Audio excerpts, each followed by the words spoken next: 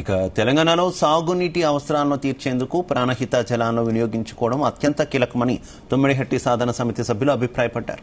అందుకు తుమ్మిడిహెట్టి వద్ద బ్యారేజ్ నిర్మాణం చేయడం తప్ప మరో ప్రత్యామ్నాయం లేదని ఇంజనీరింగ్ నిపుణులు, సాగునీటి ఉద్యమకారులు అభిప్రాయపడ్డారు.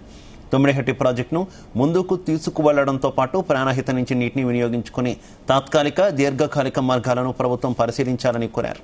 కాళేశ్వరం ప్రాజెక్టులోని మేడిగడ్డ, అన్నారం, సుందిల్లా బ్యారేజీలపై భద్రతాపరమైన సమస్యలు ఉన్న నేపథ్యంలో సంబంధిత డ్యామ్ సేఫ్టీ సంస్థలు ఇచ్చే సాంకేతిక నివేదికలు, నిర్ణయాలను ప్రభుత్వం తప్పనిసరిగా పరిగణలోకి తీసుకోవాలని సూచించారు.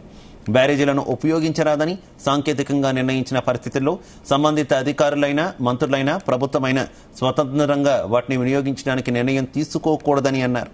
బ్యారేజీలకు అవసరమైన మరమ్మతులు పూర్తయ్యాయని, భద్రతకు ఎలాంటి ప్రమాదం లేదని సంబంధిత నిపుణులు, సంస్థలు స్పష్టంగా ధృవీకరించిన తర్వాత మాత్రమే వాటి వినియోగంపై నిర్ణయం తీసుకోవాలని సూచించారు.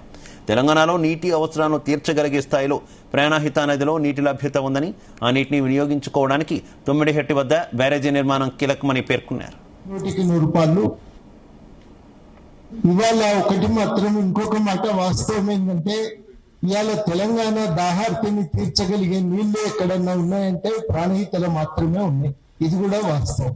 ఈ రెండింటిని ప్రాణహిత నుంచి నీళ్లు తోడుకోవాలి అంటే ఒకే ఒక మార్గము, మనం తుమ్మిడిహెట్టి దగ్గర తెచ్చుకోవటం తప్ప, తుమ్మిడిహెట్టి దగ్గర ఆనకట్ట గట్టి తెచ్చుకోవటం తప్ప ఇంకొక మార్గం లేదు.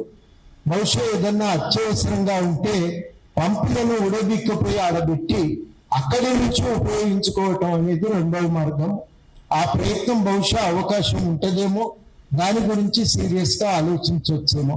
ఎందుకంటే కాలువ దాదాపుగా పూర్తయింది.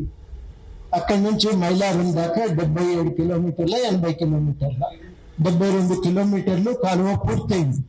ఇవాళ చేయవలసింది ఏంటంటే ఇంకా కొంచెం కాలువ పని పూర్తి చేసి అక్కడి నుంచే ఈ మోటార్లను బిగించి ఆ నీళ్లను ఆ కాలువ ద్వారా మళ్ళీ తీసుకొచ్చుకోవటం తప్ప ఇంకొక మార్గం అయితే లేదు అనేది 100% ఇది మనం అందరం అంగీకరించవలసిన విషయం.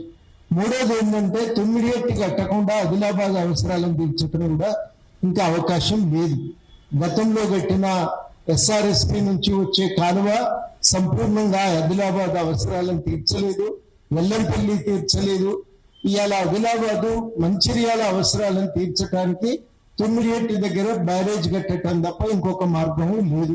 ఈ మూడింటిని మనం సూత్రరీత్యా అంగీకరిస్తే వీలైనంత తొందరగా దాన్ని పనులను పూర్తి చేయాలని, తాత్కాలికమైన ఏర్పాటుగా మోటార్లు పెట్టి తుమ్మిడిహెట్టి దగ్గర నుంచే నీళ్లు తోడుకొచ్చుకోవటమే మేలు అని చెప్పి నేను భావిస్తూ ఉన్నాను.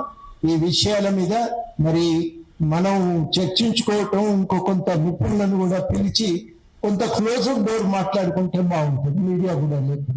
క్లోజ్డ్ డోర్ మాట్లాడుకుంటే ఈ విషయాలపైన మనం గవర్నమెంట్కు ఒక నోటు సబ్మిట్ చేస్తే ఉపయోగంగా ఉంటుంది. దానిపైన ఒక ఏకాభిప్రాయం తీసుకు